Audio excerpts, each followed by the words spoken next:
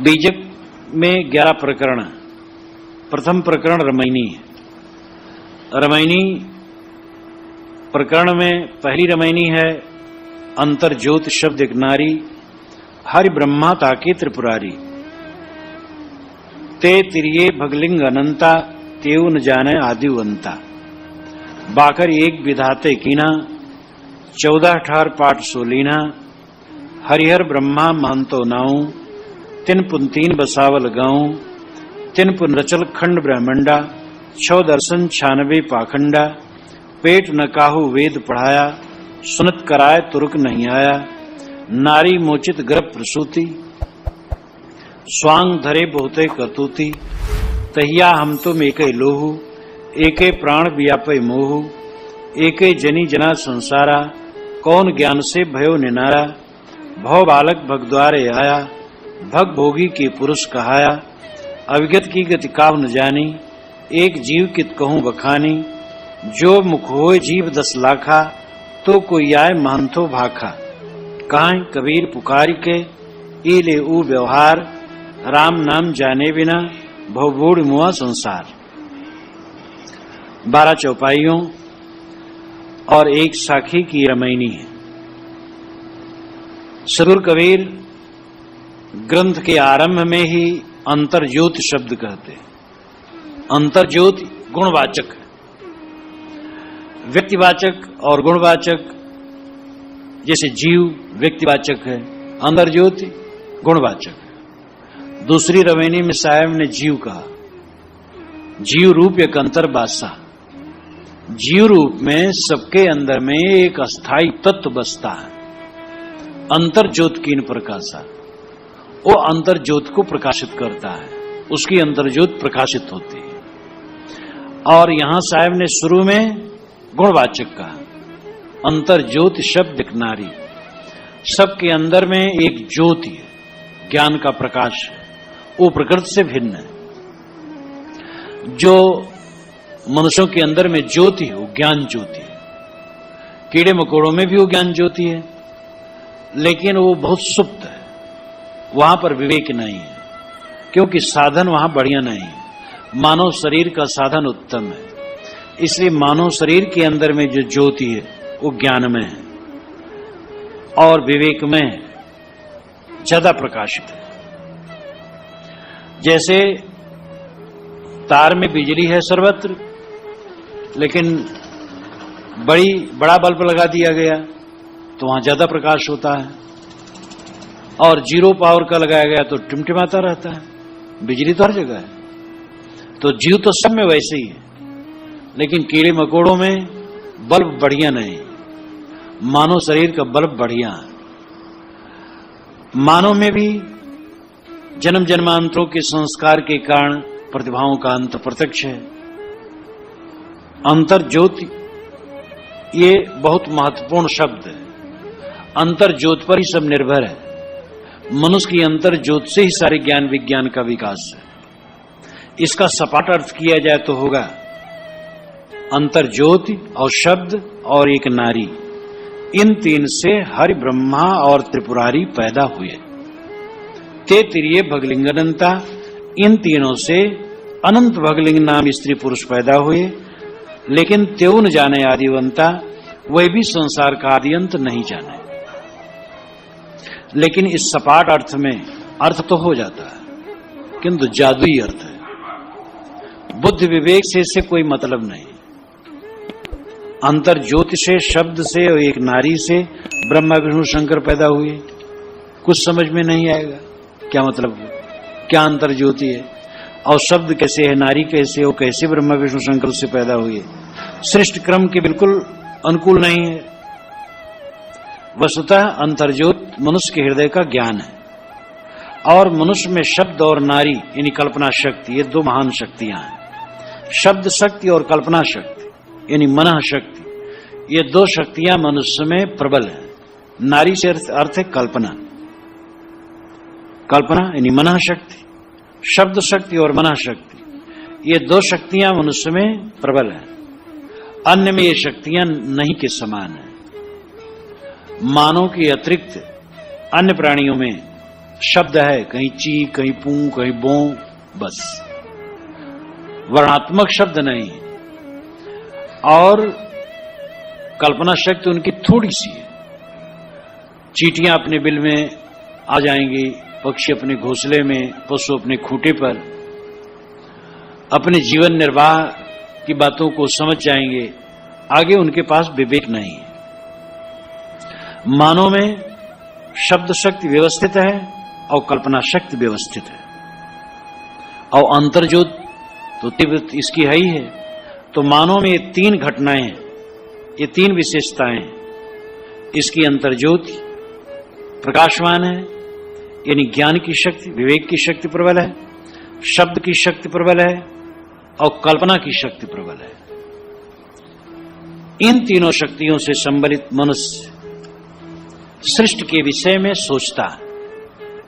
पूरी दुनिया में प्रायः शास्त्र लिखते समय शुरू में सृष्टि के विषय में अपनी अवधारणा लोग रखते थे। बाइबल में भी शुरू ही में 6 दिन में पूरी दुनिया बनी, ये लिखा गया। पुराणों को देखो, भारतवर्ष के पुराण, कोई पुराण है शुरू में ही सृष्टि की चर्चा होगी। कबीर साहब ने भी शुरू में सृष्टि की चर्चा की है, अपने ढंग से की है। वैसे उनकी वाणियों को पढ़ने साफ लगता है वे सृष्टि का आरंभ नहीं मानते हैं। 7वीं रामायणी में इसका पूरा विवरण है और बीच बीच में भी है, लेकिन वह सृष्टि के विषय में कहते हैं और भारतीय परंपरा के अनुसार ब्रह्मा विष्णु शंकर को सामने प्रस्तुत करते हैं। कबीर साहब का हृदय हिंदुत्व संस्कारों से, उसके शास्त्रों से, उसकी पौराणिक गाथाओं से, रस्म रिवाज से ओतप्रोत था। और वह उनका जो हृदय था वो इतना तीव्र था, इतना साफ था, इतना निष्पक्ष था कि जो कुछ लेते थे वो मुलहिजा करके नहीं, साफ कहते थे। हिंदुत्व परंपरा के संस्कार उनमें भारी थे, लेकिन हिंदुत्व संस्कार होते हुए भी वे रूढ़वादी हिंदू नहीं थे। वे सत्य कहते थे। मुस्लिम परिवार में उनका पालन हुआ था, नीरू निमाया, लेकिन मुसलमानों को कोई पक्ष नहीं था।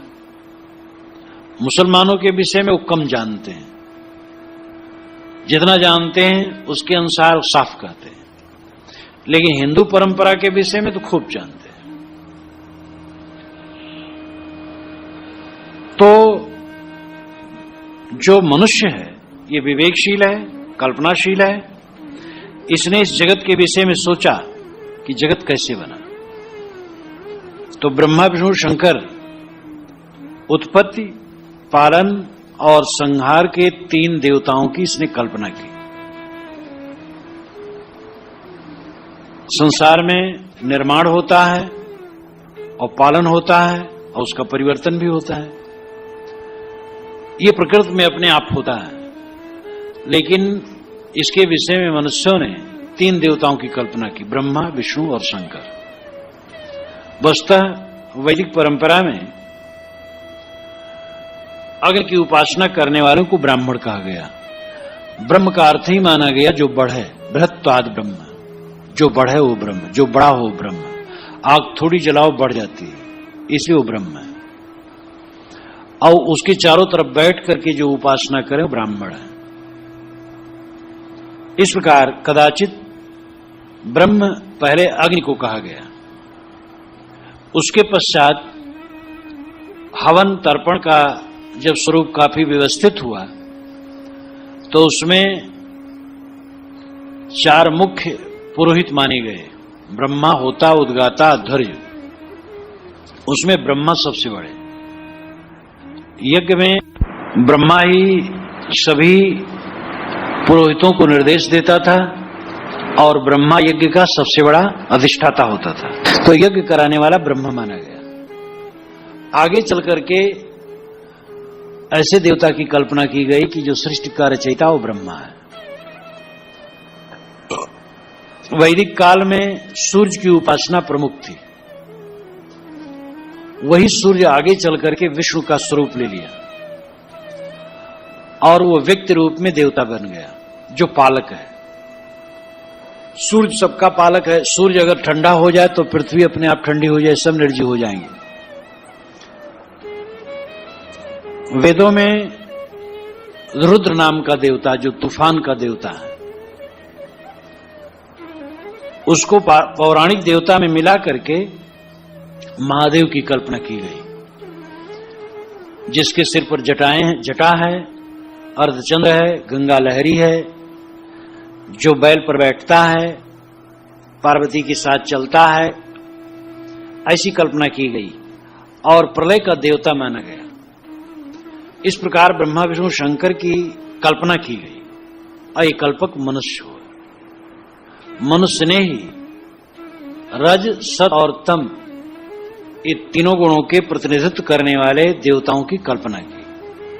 रज से सृष्टि होती है, सत से पुष्टि होती है, तम से क्षय होती है और ये प्रकृति में अपने आप सब होता है। लेकिन इसके तीन देवताओं की कल्पना की गई। ते तिरिये भगलिंग अनंता, त्योन जाने आदिवंता। ब्रह्मा विष्णु शंकर असंख्य नर नारी पैदा किए, ये पुराणों में इसकी कल्पना है। भगलिंग का मतलब स्त्री पुरुष। त्योन जाने आदिवंता, लेकिन ये ब्रह्मा विष्णु शंकर भी जगत का आदिअंत नहीं जाने। पुराणों में ये लिखा है, बारंबार पुराणों में ऐसी बात आती है कि ब्रह्मा विष्णु शंकर भी जगत का आदिअंत नहीं जाने। बाखर एक विधाते की ना 14 टहर पाठ सो लीना। विधाता ब्रह्मा सबसे बड़े माने जाते हैं, विष्णु से भी शंकर से भी। ये रजोगुणी है, क्रियाशील है। इन्होंने एक बाखरी बनाई, बाखरी, बखारी, कोठी, वाणियों का भंडार। वेद के मंत्र सैकड़ों सैकड़ों वर्षों में ऋषियों द्वारा बोले गए। पिता पितामह, पर पितामह, पुत्र पौत्र, पर पौत्र, गुरु शिष्य बोलते गए और याद करते गए। लिखना तो बहुत पीछे हुआ है, और जब लिखना हुआ तो लिखने के बाद इसका संपादन हुआ तो ये माना जाता है कि ब्रह्मा वेदों का प्रधान संपादक था। तो वाणियों का एक बखारी बनाया जिसको 4 वेद के नाम से जानते हैं।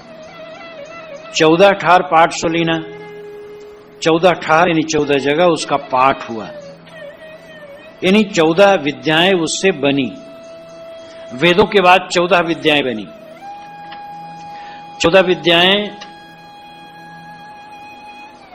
2 प्रकार से कही जाती हैं। पुराण, न्याय, मीमांसा, धर्मशास्त्र, चार्य और 6 वेदांग, शिक्षा, कल्प, व्याकरण, निरुक्त और 4 वेद, ये 14 विद्या। 14 विद्याएं दूसरे ढंग से कही जाती हैं। ब्रह्म ज्ञान, रसायन, काव्य, वेद, ज्योतिष, व्याकरण, धनुर्विद्या, जलतरण, संगीत, वैदिक, अश्वारोहण, कोकशास्त्र में प्रवीणता, नाटक चाटक और चातुरी।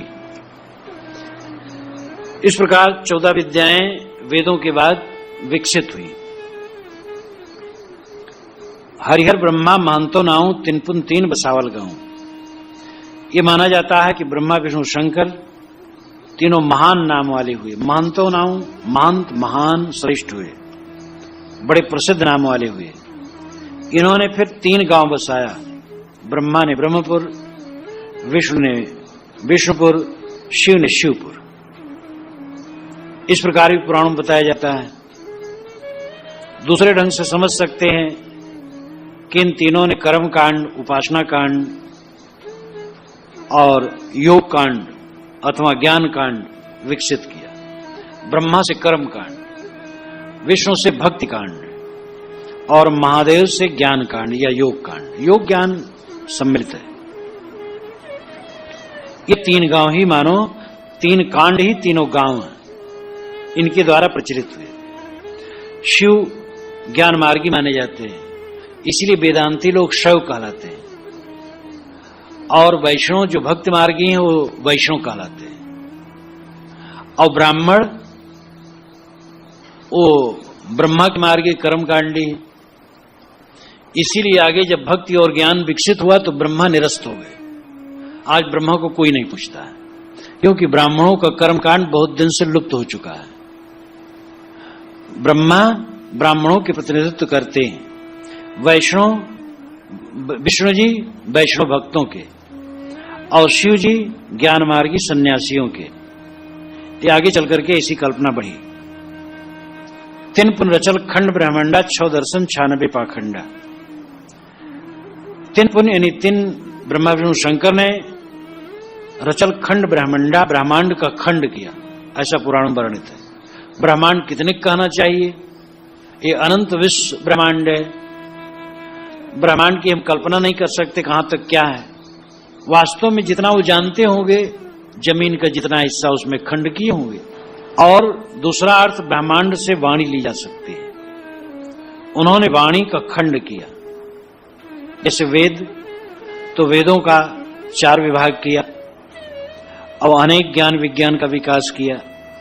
6 दर्शन 96 पाखंडा, फिर 6 दर्शन हुए और 96 पाखंड हुए।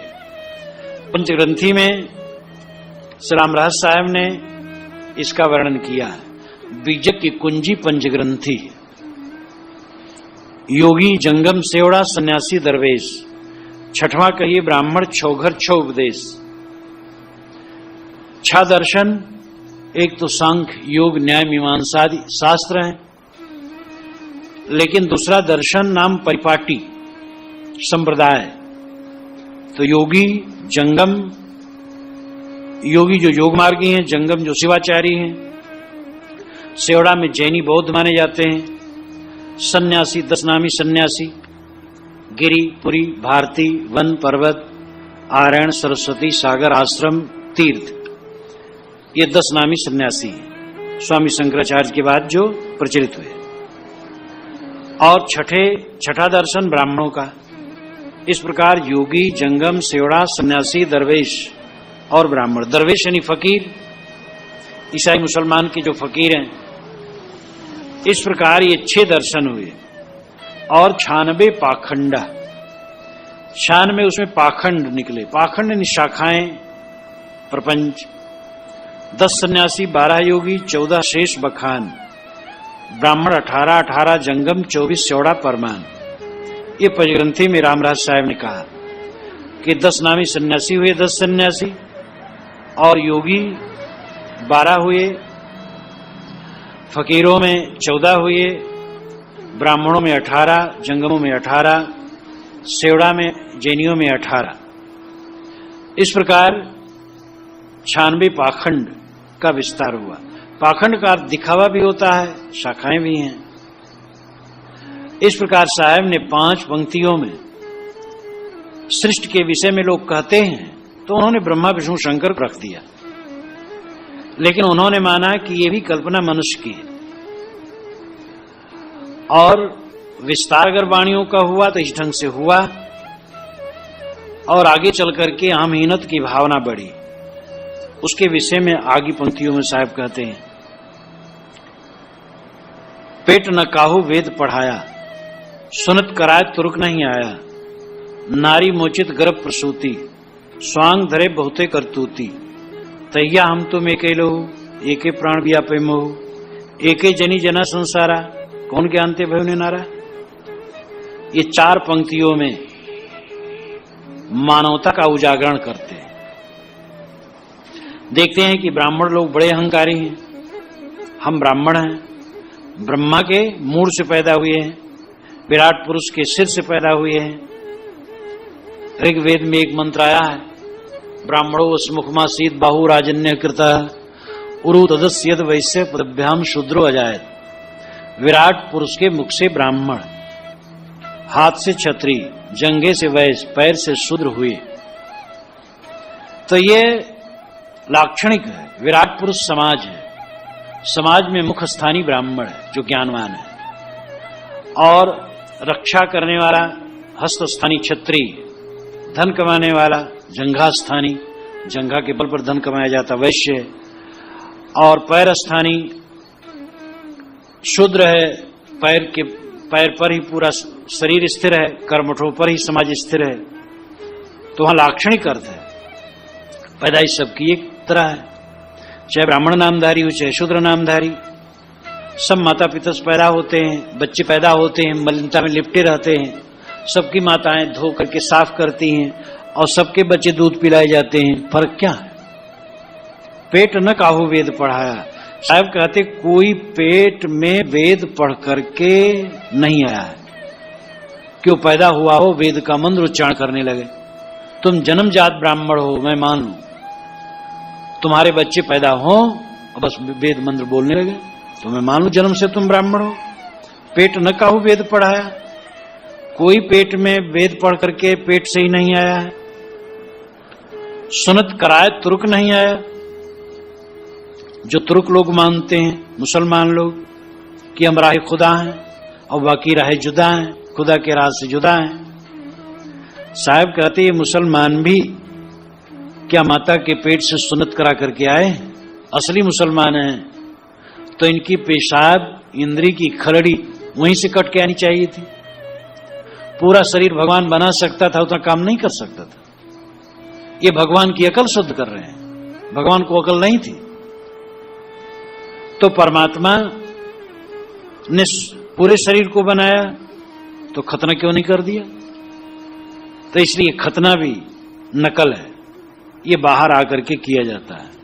नारी मोचित गर्भ प्रसूति, नारी मोचित, नारी से मोचित होकर खिंच करके गर्भ प्रसूति, गर्भ प्रसूति हुई, गर्भ बाहर आया,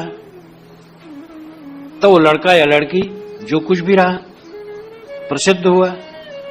आगे चल करके स्वांग धरे बहुते करतूती, बहुत सा स्वांग और करतूत धारण करने लगे। स्वांग यानी वेश, करतूत यानी कर्मकांड।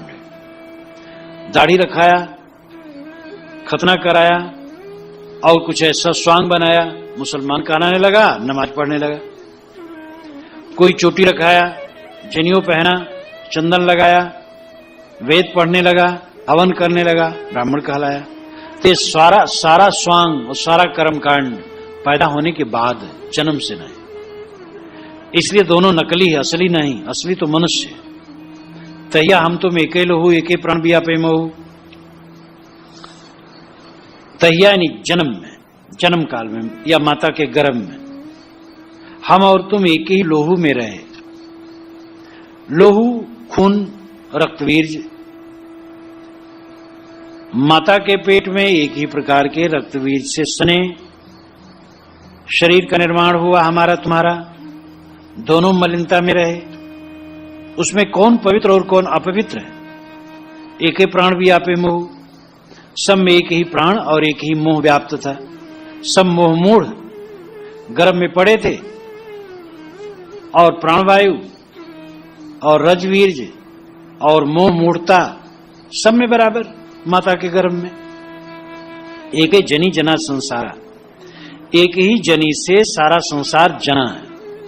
जनी नाम माता, माता ही से सब जना पैदा हुए। ब्राह्मण बड़ा है, अलग से ब्राह्मण है तो कहीं अलग तरफ से पैदा हो जाता, लेकिन वो भी वैसे पैदा होता जैसे दूसरे। तो एक ही जनी से, माता से सब सारा संसार पैदा हुआ। कौन ज्ञान ते वह निनारा, किस ज्ञान से तुम अपने को निनारा अलग समझते हो कि हम बड़े हैं? बड़ा तो आचरण होता है। इस जीवन को धारण करके जब आचरण करे तब वो बड़ा होता है। जन्म से कोई बड़ा नहीं होता, जन्म से सब बराबर है। कर्म से बड़ा छोटा होता है। ब्राह्मण का अर्थ है निष्काम होना, आत्मज्ञानी होना, आत्मस्थित होना। हर व्यक्ति में ब्राह्मणत्व के बीज हैं और सबको ब्राह्मणत्व प्राप्त करने की चेष्टा करनी चाहिए। मैं एक बार गोंडा जिला में था, एक ब्राह्मण यहां ही निमंत्रित था पूरे साधु समाज सहित। भोजन पक रहा था और बाग पास में था, हम लोग बैठे थे। एक पंडित जी आए, मेरे पास बैठ गए और मेरे साधु जगह जगह पेड़ों के नीचे थे। उन्होंने कहा महाराज, और बातचीत हुई तो कहा महाराज इसमें कोई ब्राह्मण भी होंगे आपके साधुओं में? मैंने कहा सब के सब ब्राह्मण हैं, लेकिन तुम जैसे नकली ब्राह्मण नहीं है। वो कहे महाराज जी कैसे? हम कहे ब्राह्मण जितेंद्रिय धर्मपर स्वाध्याय निरता शुचि काम क्रोधो वसो यश तम देवा ब्राह्मण विदो। ये महाभारत में युधिष्ठिर जी ने कहा, जो जितेंद्रिय हो, जितेंद्रिय धर्मपर धर्मपरायण हो, जितेंद्रिय धर्मपर स्वाध्याय निरता सत्शास्त्रों का स्वाध्याय करता हो और शुचि अंतर बाहर पवित्र हो, काम क्रोधो वसो यश, काम और क्रोध को जिसने वश में कर लिया हो, तम देवा ब्राह्मण विदु, उसको देवता लोग सज्जन लोग ब्राह्मण कहते हैं। तो ये सब वैसे ब्राह्मण है, या तो ब्राह्मण हो गए हैं या ब्राह्मणत्व की तरफ अग्रसर हो रहे हैं, धीरे धीरे साधना कर रहे हैं। अब आप कैसे हो? तो हंसने लगे कि हाँ महाराज, काम क्रोध तो बस में नहीं कर पाया। हम कहे तो नकली ब्राह्मण हो, ये सब असली ब्राह्मण है। तो ब्राह्मण शब्द बहुत प्यारा है, और जो निष्काम हो जाए, पूर्ण ब्राह्मणत्व तो है निष्काम हो जाना, आत्मस्थित हो जाना। इसलिए कबीर महाब्राह्मण थे, ईसा महान ब्राह्मण थे, रविदास महान ब्राह्मण थे, दयानंद विवेकानंद ब्राह्मण थे, सनत कुमार ब्राह्मण थे, धीवरी तने वेद व्यास ब्राह्मण कहलाए थे। जो निष्कामी हो जाए वो ब्राह्मण है। तो जन्म से तुम अपने आप को ब्राह्मण मान बैठे, हम सबसे बड़े हैं, हम और तुम सब बराबर है। जो जितना ज्ञान विज्ञान सदाचार में आगे बढ़े वही श्रेष्ठ है। भव बालक भग द्वारे आया, भग भोगी के पुरुष का आया। यह पंक्ति उनके वैराग की तीव्रता को प्रकट करती है। भव बालक भग द्वारे आया, योनि द्वारा बच्चा पैदा हुआ और उसी में आसक्त हो रहा है, वो पुरुष कहलाता है। ये कैसी घृणित बात है? मां से पैदा हुआ तो नारी मात्र मां है, उससे विरक्त हो जाए तब सच्चा पुरुष। यह उनकी वैरागी भावना है। कबीर साहब परम वैराग्यवान पुरुष थे। उनके ख्याल से सच्चा पुरुष तो वह है जो नारी मात्र को मां समझ ले और विरक्त हो जाए। बड़ा कठिन नियम है, बड़ा कठिन आदेश है, लेकिन इस कठिन आदेश का जो पालन करे वो सच्चा पुरुष है। इस संसार में आकर के ये समझ ले कि मैं मां से पैदा हूं और नारी मात्र मां है, इसलिए मुझे अखंड वैराग से रहना है, शुद्ध ब्रह्मचर्य से रहना है। इस प्रकार उन्होंने इस पंक्ति में अपने प्रखर वैराग की बात ध्वनित की है। अविगत की गति काहु न जानी, एक जीव कित कहूं बखानी। अविगत का मतलब है जिसका लता पता न हो, उसकी गति कोई नहीं जाना। एक जीव कित कहूं बखानी, बीजक के अनेक पाठों में एक जीव है, एक जीव कित कहूं बखानी। और हो सकता है ये मूल पाठ रहा हो, एक जीव से कहां तक वर्णन किया जाए। आगे आया है, जो मुख हो जीव 10 लाखा। अगर किसी के मुख में 10 लाख जीव हो तो कोई आए मानतो भाखा। तो कोई महंत महान श्रेष्ठ उस अवगत की बात कहे, लापता की बात कहे। एक जीव कित कहूं बखानी, अर्थ होगा एक जीव ही सच है, मैं कितना बखान करके कहूं। दोनों बात से अर्थ ठीक है। अभिप्राय है कि जो अविगत की बात है, लापता की बात है, अनिर्वचनीय बात है, उसको कौन समझ सका है। अलग भगवान मान करके भटकने वाले भटकते ही। लेकिन ये महिमा है, साहब ने व्यंग किया है, जो मुख हो जीव 10 लाखा, तो कोई आए मानतो भाखा। कोई ऐसा पुरुष हो जिसके मुख में 10 लाख जीव हो, बड़ा महान हो, तो फिर वो अवगत की बात कहे। दुनिया में ऐसा हुआ है। धार्मिक कहे जाने वाले लोगों ने अपनी सड़ी गली मान्यताओं को संसार में मनवाने के लिए एक ऐसे पुरुष की उन्होंने कल्पना की कि वो विराट है, वो ब्रह्म है, वो आदि पुरुष है, अथवा वो अवतार है, वो पैगंबर है, वो ईश्वर पुत्र है, और उसने जो कहा वो सच है, इस प्रकार उसकी बात मान लेनी चाहिए। पहले तो हम अपने मन से कल्पना करते हैं ईश्वर और अवतार की और पैगंबर की, और फिर अपनी जो कुछ ऊंची नीची बातें हैं, उल्टी सीधी बातें हैं, उससे कहलवाते हैं, और फिर पीछे कहते देखो भगवान ने कहा है, कैसे नहीं मानोगे? ये भगवान के श्रीमुख से निकला है। पूजी विप्र शील गुणहीना शूद्र न गुणगण ज्ञान प्रवीणा, ये भगवान के श्रीमुख से निकलवा दिया गया। अब वही भगवान वाल्मीकि रामायण में ऐसा नहीं कहे। ऐसे सभी मतों की दशा है। कबीर साहब जो कभी नहीं कह सकते थे, कबीर प्रेमियों ने कबीर के मुख से कहलवा लिया। इसी प्रकार और मार्गों में है। कबीर साहब ने जिसका विरोध किया जीवन भर, कबीर प्रेमियों ने वही बात कहलवा ली कबीर साहब के मुख से, उपोद्घात बना लिया। कबीर साहब कहते हैं वेद व्यास से, कृष्ण से, राम से वह बात कहलाई गई जो कभी नहीं कह सकते थे। तो इस प्रकार हम पहले एक कल्पना कर लेते हैं किसी विराट पुरुष की, भगवान की अथवा अवतार पैगंबर की या आप्त पुरुष की, और उससे कुछ कहलवा लेते हैं, लिख लेते हैं कि उसने कहा है, अब बस अपनी बात चलाते हैं। तो इसी पर साहब ने यह व्यंग किया है। काहे कबीर पुकार के ई ले ऊ व्यवहार, राम नाम जाने बिना भवबूढ़ मुआ संसार। कबीर साहब प्राय पुकार के कहते, हल्ला करके कहते, डरते नहीं, जोर से। पुकार के कहने का अर्थ है कि तुम सुनो चाहे न सुनो, मैं कह देता हूं, और दबते नहीं है, पुकार के कहते हैं। ई ले ऊ व्यवहार, ई और ऊ का व्यवहार संसार के लोगों ने ले रखा है। संस्कृत में इहा मूत्र कहा जाता है, और वैराग के लिए कहा जाता है इहा मूत्र फल भोग विराग। यह अमूत्र फल भोग विराग, यह नाम लौकिक, अमूत्र नाम स्वर्ग पारलौकिक। इसके फल से विराग होना, यह वैराग का लक्षण है। लोक कभी सुख न चाहे, परलोक कभी सुख न चाहे।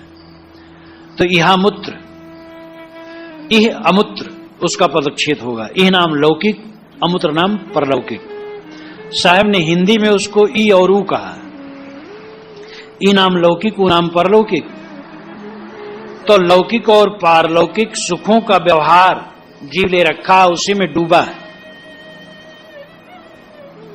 देह भोग में डूबा है, मोह माया में डूबा है, स्त्री पुत्र परिवार विषय वासना में डूबा है, या स्वर्ग की कल्पना करके स्वर्ग में जाना चाहता है तो वहां भी वही विषय भोग।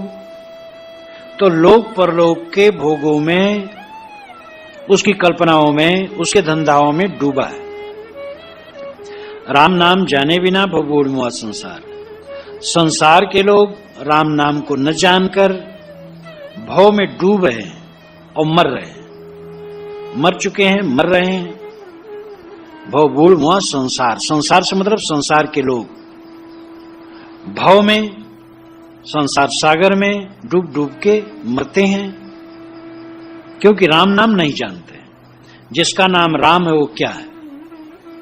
राम या तो परोक्ष कहते हैं, कहीं अलग है, जो अदेख अलेख अनिर्वचनीय है, मन वाणी से जो गम्य नहीं है। मन वाणी से जो गम्य नहीं, उसको पाओ कैसे? आपके पास पाने का साधन मन और इंद्रियां हैं। मन इंद्रियों में आता नहीं है तो कैसे पाओगे? वास्तव में वह राम तत्व निज तत्व है। राम नाम निज जान के छाड़ दियो वस्तु खोट। साहब ने कहा राम नाम निज तत्व है, जो निज स्वरूप वही राम है। हृदय बसे ते राम न जाना, दिल में खोज दिले मां खोजो ये करीमा रामा। जो दिल में बैठा है वही करीम है, वही राम है।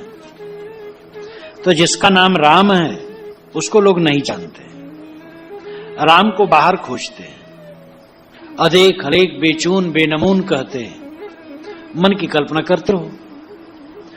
बहुत लोग दूसरे लोग हैं तो ऐसे राम के पीछे पड़े हैं जिनके कमल के समान आंखें थी, कमल के समान मुंह था, कमल के साथ समान कोमल कोमल हाथ थे, छाती थी, ग्रीवा थी। ऐसे सुंदर स्वरूप किसी राम की कल्पना में पड़े। कोई महापुरुष रहा होगा सुंदर सुंदर, 4-6 वर्ष सुंदर रहा होगा, फिर तो रुखरा हो गया होगा, आवाज तो आए भी नहीं। तो ऐसे राम को पाने की चेष्टा तो एक भ्रांति है, ये तो और बहुत स्थूल है। तो हाथ पैर वाले किसी राम के पाने की कल्पना तो बहुत ही स्थूल है और बहुत मोटी बुद्धि का लक्षण है। और किसी अदेख अलेख बेचून बेनमो निराकार और गुणातीत जो आपकी आत्मा से अलग है, वो आपके मन की कल्पना रह जाएगी। वास्तव में जो निज स्वरूप है उसमें ये लक्षण हैं सब। वो अलेख है, अलेख है, और वो मन वाणी से परे है, किंतु मन वाणी का प्रकाशक है। वो तुम्हारा स्वरूप है, जो तुम्हारा अपना अस्तित्व है, चेतन आत्मा है, वो मनवाणी से परे है। और वह मनवाणी से परे और मनवाणी का प्रकाशक तुम्हारा स्वरूप है, उसको समझो। तो साहब कहते हैं संसार के लोग तो लोक परलोक के भोगों में उलझे हैं, अलग कहीं खोजे तो राम कहीं लोक लोकांतर में खोजते हैं, कोई हाथ पैर वाले राम को, किंतु राम निस्वरूप है। निस्वरूप को समझो तो तुम्हारी सारी भ्रांतियां कट जाएंगी।